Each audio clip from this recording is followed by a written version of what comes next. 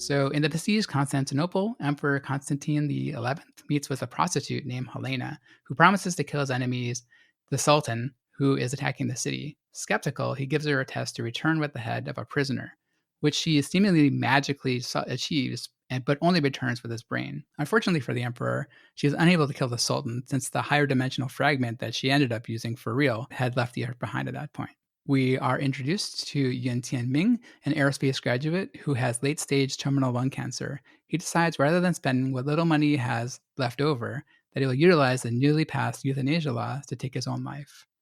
And even after recovering a large sum of money from his old college classmate as a repayment for his drink idea that made his classmate rich, he is not able to use that money towards his treatment. So instead, he decides to anonymously buy DX3906, a remote planetlet star, for his college infatuation, Changxin, utilizing the UN's newly created Stars Our Destination project. At the start of the crisis era, Changxin, an aerospace PhD, joins the newly formed and secretive branch of the PDC called the Strategic Intelligence Agency, or the PIA, where they research ways to defeat the Trisolarians.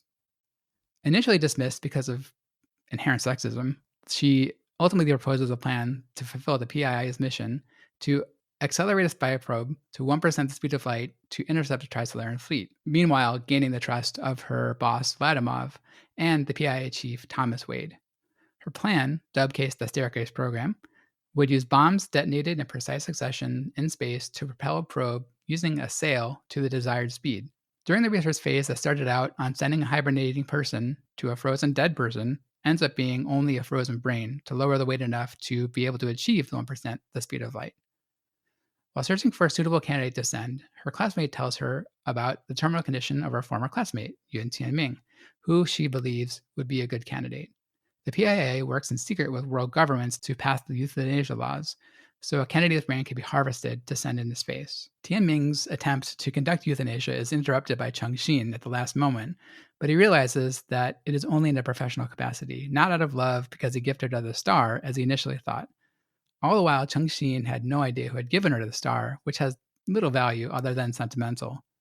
Tianming accepts the mission despite his fears of space and the thought of eternal torture at the hands of the Trisolarians. It is only as Tianming is about to die that Wade tells Changxin that it was Tianming who gave her the star, but she just misses him before he dies, and his brain is preserved for spaceflight. She watches as the Staircase program is executed. It succeeds in that it achieves the 1% speed of light, but due to a slight error in the direction of the 998th of 1003rd bomb's explosions, the probe and Tianming's brain veer off course into the vast expanse of space. With hope lost for the probe and despair for Tianming's future, she accepts the mission to hibernate in hopes that she can help the future PIA in efforts to defeat the Trisolarians. So for this episode, we are going to talk about part 2. So we start out with the Bronze Age. One of the surviving ships from the Battle of Darkness returns back to the Earth after being told that they would be welcomed back as heroes since they were among the only survivors of the droplet attack. The warm welcome is not meant to be. And as soon as they enter the dock, the entire crew is put into trial for crimes against humanity. During the trial, it is revealed that over 94% of the crew voted to attack the Quantum during the Battle of Darkness. And even more gruesomely, they filled their food storage with the remains of the crew that they killed. Nearly the entire crew is convicted, but one of the members manages to send a communication to the other survivor of the Battle of Darkness, Blue Space, to tell them not to come back.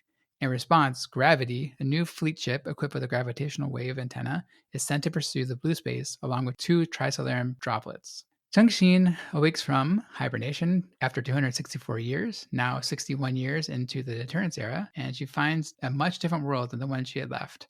The world is much more feminized to the point where she has a hard time telling males and females apart. Humans and Trisolarians are working together and sharing science and culture, and the star that she was gifted by Yin Tianming turns out to have planets after all. The planets were discovered by an astronomy PhD named IAA. Changxin comes to an arrangement with the UN to sell the planets and license the star's energy, but retains the star herself, since she doesn't want to sell which was a gift. With the large proceeds, she and AA form a new company. In the years since Luoji discovered and implemented deterrence, he now singularly holds the deterrence mechanism, now a gravitational wave broadcast system. At over 100 years old and suspected of mundicide for his spell, the public urges someone else to be elected to take over what is called Swordholder. One person who very much wants the job is the PIA chief Thomas Wade, who also hibernated. He fears that Changxin would beat him out for the role, despite her not even being aware of what it is, and tricks her into a secluded area and shoots her with a common era gun, only to be stopped by AA and police before he can kill her. Meanwhile, in the vicinity of the Oort cloud, gravity nearly catches up with blue space when the crew notices some strange phenomena, from holes in walls, micrometeorites, and large parts of the ship disappearing temporarily. The crew isn't sure what to make of it. After Blue Space surrenders, gravity receives an alert that droplets are attacking. Changxin, who feels a maternal sense of protection for this new world, eventually wins the election as the new Swordholder to succeed Luo Ji. She meets Luo Ji in the bunker deep underground for the handover ceremony, where he has been literally wall-facing for over half a century to keep the Trisolarians at bay. However, her new position is only destined to last a mere 15 minutes. Changxin's time as Swordholder comes to an abrupt end as 6 Trisolarian probes speed their way towards Earth. She only has 10 minutes to consider whether or not to activate the deterrent system. She realizes that she is not able to erase 3.5 billion years of history of the Earth and throws away the button. Shortly after, the probes reach Earth and destroy all the gravitational wave antennas on the Earth, disabling the dark force deterrents, but leave Changxin unharmed. When Changxin and AA go to examine the impact site, she is also met by Sofan, who tells her that Trisolaris predicted this outcome for years. Gravity has also been destroyed, and finally says, "Get ready to go to Australia, you pitiful bugs." Over the course of the next year, the entirety of humanity is forced to relocate to Australia as part of what's called the Great Resettlement. Conditions quickly devolve into a fight for food and resources, even with humanity even turning to theocracy and dictatorship. And our security force is established to force people who are not willing to relocate, eventually turning into the indiscriminate killing of people. The Earth Resistance Movement is also formed to fight the Trisolarians, despite the fact that all their moves can be tracked by the Sophons. Sophon announces the ultimate plan to defang and force humanity to fight over resources to the point where they're forced to eat each other to get the human population down to about 50 million people. Upon hearing this, Changxin finds herself going blind. Meanwhile, on board Gravity, James Hunter, who has been entrusted with destroying the gravitational wave antenna should anything happen, but once the dropout attack starts to happen, he finds the system to destroy the antenna is not functioning. Soon after, the droplets change course and seem to die, and finally they're boarded by the crew of the Blue Space. The crew of the Blue Space lays out what they believe what happened. The Trisolarians had attacked Earth and coordinated the droplet attack to coincide with the Swordholder handover ceremony. After a long discussion, they vote as a combined crew to activate the universal broadcast system and send the gravitational waves into the dark forest of space. Blue Space then reveals the secrets of how they dismantle the droplets and what the strange phenomena they've been seeing aboard the Gravity are. In this region of space, they have been encountering fourth-dimensional fragments, which they've been able to enter and experience interacting the world in higher dimensions. During further exploration of 4D space, they encounter beings that reside there.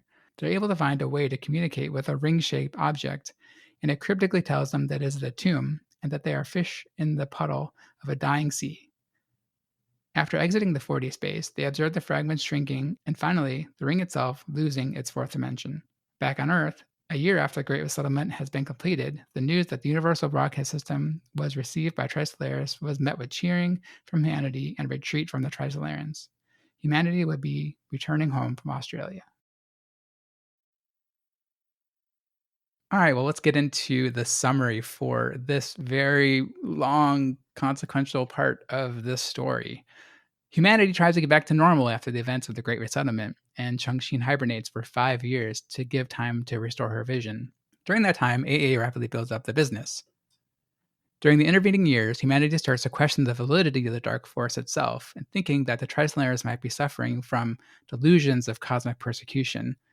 That thinking is quickly reversed as Earth sees one of the stars of Trisolarius get hit with a photoid attack and destroys Trisolarius itself, with only 1/1000th of the population able to survive. Sofan invites Changxin and Luo Ji to tea at her house again. During the now famous conversation of the Way of Tea, Sofan reveals the Dark Forest strikes are done in the most economical fashion. For example, on Trisolarians, no reconnaissance was done, and the attacking civilization just used the power of its own star against its own system. Escape is the only means of survival. During the conversation, Sofan has to be careful about what information they're willing to give out, But out of respect to Loa Ji, she agrees to answer one question entirely truthfully. Loa Ji asks if there's a way to broadcast a cosmic safety notice, to which Sofan responds, yes. While humanity splits into factions on how to send such a safety notice, Chengxin becomes despondent to the point where she contemplates suicide. Sofan has another message for her that will change the course of history. Yuan Tianming would like to see you. Chengqin travels to outer space for the first time for the meeting to be conducted over real-time video communication via Sofan. She is warned that if there's any unacceptable conversation topics or recording devices, the Trisolarians will destroy the ship that she is on. When they finally meet, Chengxin is surprised to see Yuan Tianming as a healthy-looking farmer, thanks to the seeds that she sent along. Chengxin tries to extract what information she can, but the Trisolarians quickly warn her and realize that she's not going to get any actionable information. It is then that Yuan Tianming suggests that they remember the fairy tales that they used to tell each other, despite the fact that they only met in college. Tianming goes on to tell an elaborate story about the Storyless kingdom, where a princess is set to take on the throne, but her brother seizes power by having his painter paint his family into the paintings to make them disappear from the kingdom. The princess is protected by her aunt and an army captain as they make their way to see her older brother stranded on an island that is separated by a sea with dangerous fish. They make their way to the island using magical soap from the faraway land of Her'ershigen Moshigen to mollify the fish. The prince and princess return to the castle, defeat their brother, and the princess takes the chance to travel to the world while her brother rules the kingdom. Of course, the fairy tale was wholly invented by Yuan Tianming as a means to disclose information vital to the survival of humanity, wrapped in metaphors of a fairy tale as to not raise suspicions of the Trisolarians and protect both Chengxin and Tianming. Humanity tries to decipher them, but they ultimately cannot come to an agreement on their meeting, so instead they embark on a new project to try to save humanity, the Bunker Project, whereby they intend to build city-sized ships behind Jupiter and beyond that will protect the people from a photoid attack towards our sun. While the IDC all but gives up hope on deciphering the further meaning of the fairy tales, Chengxin and AA make a breakthrough after seeing their origami boat driven by a small piece of soap, curvature propulsion, the means of accelerating a ship to light speed by folding space and pulling it ahead. Newly inspired, the IDC gets back to work, and the next chance discovery is the meaning of Her'ershigen Moshigen. It is thought to be a combination of the places in Norway, the mountain Helsigen, and the island Mosken. They travel there and investigate a maelstrom that has been written about centuries ago by Edgar Allan Poe. They theorize that the inescapable nature of the maelstrom once you've crossed the threshold is meant to represent a black hole. This, coupled with the idea of the constant speed needed for the umbrella to work, is supposed to represent the speed of light, to come up with the idea for the Black Domain Project. The Black Domain Project would present a cosmic safety notice by enveloping the solar system in a reduced light speed black hole. This would present the solar system as non-dangerous since it could not be observed. However, others, including Chengxin and AA, consider it to be a prison from which humanity could never escape. The other plan put under consideration is the development of lightspeed ships, given the realization of curvature propulsion. But this plan quickly loses favor due to two major events. The first incident is a false alarm that is triggered to alert the population of an incoming dark forest strike. Humanity is sent into wild-scale panic, and those who have the means, without regard for safety of others, launch their personal spacecrafts into space, killing thousands. The second incident is what triggered the false alarm, the fact that trails are left from ships that utilize curvature propulsion, broadcasting danger of the civilization even more. The last plan is the continuation of the Bunker Project, a plan to develop large cities in space that would be shielded from the explosion of the sun. A scale test is done of the Bunker Project, where Chengxin encounters Thomas Wade once again. He urges her to give him control of the company to develop lightspeed ships, a task that Chengxin would not have the temperament to complete, given that it is banned. After consideration, she agrees under the condition that she has the option to reassume control if there's any threat to humanity. Wade reluctantly agrees, and Chengxin and AA enter hibernation. 60 years later, Chengxin is awakened from hibernation by Cao Bin, a former Swordholder candidate. Upon awakening, she is astonished to realize that she is aboard an enormous cylindrical space city. Cao Bin takes her on a tour of the other space cities in the area, ranging from metropolitan to extremely poor, and even an abandoned city that's built around a manufactured black hole. She finally arrives at the space city run by her company and finds it under blockade. She meets back up with Wade to see a small-scale working experiment of curvature propulsion. Given the fact that the technology is outlawed, Wade has assembled a militarized force equipped with antimatter bullets capable of destroying the space city. Changqing is horrified by the development and is almost surprised when Wade keeps his promise to her and hands control back over, as she shuts down and disarms the soldiers. Wade is tried, convicted, and executed for his crimes against humanity, while Changqing and AA take their ship, Halo, to Jupiter to re-enter hibernation, until such time that the Dark Force strike hits the sun and they're able to see humanity hopefully prosper and live in the happiness in the era after the sun has been destroyed and humanity emerges from its bunkers. So, somewhere in the Orion arm of the Milky Way galaxy, an alien worker named Singer is tasked with determining the sincerity of coordinates and cleansing them. Singer notices a series of interesting communications between two worlds, one of which has already been cleansed, and Singer theorizes that it's because of the nearby slow fog. Singer takes an interest in that world and that originally sent the message, even giving them a nickname of the Star Pluckers. There isn't much time for investigation, as cleansing is just a routine task. Singer is about to use a mass dot to cleanse it when it's noticed that the system has blind corners, and instead decides to use a 2-vector foil instead, as Singer flicks it and continues on singing. Changxin and AA awake from hibernation only 60 years later and are greeted by Cao Bin over a video call. Since they had asked to be awoken only in the event of a dark forest strike, they ask when the photoid is expected to hit the sun, but Cao Bin tells them that the means of the attack is instead a slip of paper. A year previous, workers aboard an advanced warning station noticed an object traveling towards the solar system. They moved to intercept it when they noticed that it had slowed down and observed that it is about the size of a credit card with no mass, perfectly flat, and emitting gravitational waves. They noticed that it seems to not interact with the world at all, as it easily passes through ships and even through people. It is not until the gravitational waves stop that they realize the sinister nature of it, as everything around it starts falling into the object and becomes two-dimensionalized, the same fate that will become the entire solar system. With the knowledge that escape from the dimensional strike is impossible without the proper velocity of light speed, Changxin and AA take a mission to visit Luoji, who's currently on Pluto as a caretaker of Earth Civilization Museum, a repository of all the previous artifacts on Earth, a project conceived by UN Secretary Say centuries ago. When they arrive, they see giant letters carved into the rock that say Earth Civilization. They meet Luoji and tell him that they are tasked with taking the artifacts and distributing them throughout space, in the hopes that they might be recoverable by some civilization millions of years into the future after everything has been two-dimensionalized. As they start gathering the artifacts, they see the solar system start to be two-dimensionalized. First Neptune and Saturn, followed by Earth, Mercury, the Sun, Venus, Mars, and Jupiter.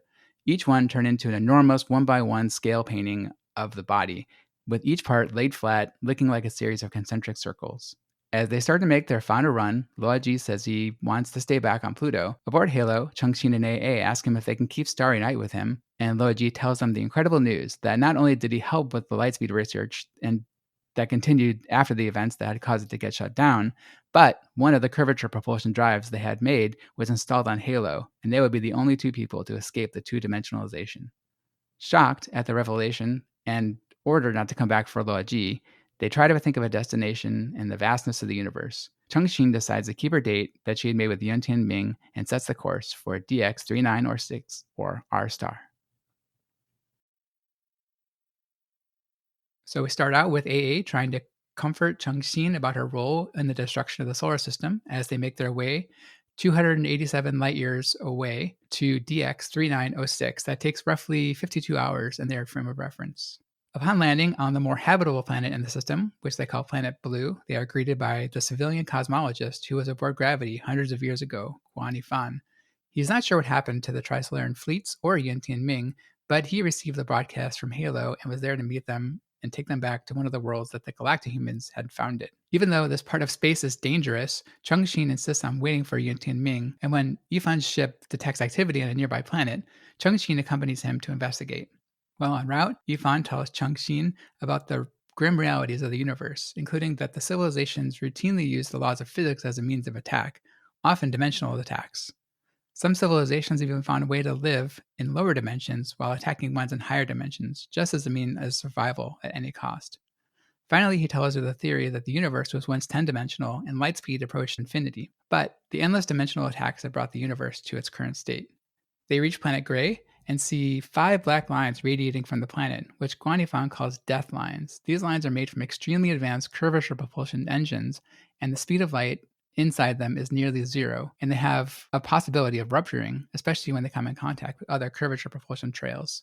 He recommends that they get away from them as quickly as possible. They make their way back to Planet Blue, and they receive a message from AA saying that Yun Tianming is there with her, and he has brought even another grander gift. Chengxin is awestruck as they make their way down to the planet, but their union is not meant to be, as the death lines rupture and they find themselves traveling at the new, slower speed of light in the reduced light speed black hole or black domain that was caused by the rupture. Because computers can't work at reduced light speed, Guan Yifan needs to start the process of booting the slower but heavily paralyzed neural computer to help them bring the life support back online. This process takes over 12 days, so they will need to temporarily hibernate again to preserve oxygen. This process is ultimately successful, but it comes at a great cost, as they have now traveled at the new speed of light for almost 19 million years, meaning that Chengxin's chance to meet with Yun Tianming has long since passed. Chengxin and Guan Yifan are able to reduce their speed and make their way down to the planet to search for any signs. When Chengxin remembers what Luoji had taught her in AA, that the only way to preserve a message over great spans of time was for words carved into stone, and they eventually find a message left to them from AA and Yun Tianming. We lived a happy life together. We give you a little. Survive the collapse inside. Go to the new. They find a rectangular doorway on the planet, and upon entering it, they are greeted by Sofan and their own pastoral pocket universe. The hope is that they will be able to stay in the mini universe outside of time until the universe has a chance to reset with another Big Bang, and they're able to experience the Edenic 10-dimensional universe. During their stay in the mini universe, they receive a broadcast from a faction called the Returners, who say that the universe will not be able to reset due to the mass that has been taken out of it into the pocket universes, and the only way to allow it to happen is to return the mass to the main universe. Chengxin and Guan Yifan decide to dismantle their universe and return the mass with the hope that there is enough inhabitants of other pocket universes to do the same to save the universe from the eventual heat death. The three of them take out a ship and set to exploring, leaving only behind a databank of human and tricellular knowledge and a self-sustaining fishbowl that will travel outside to the new universe.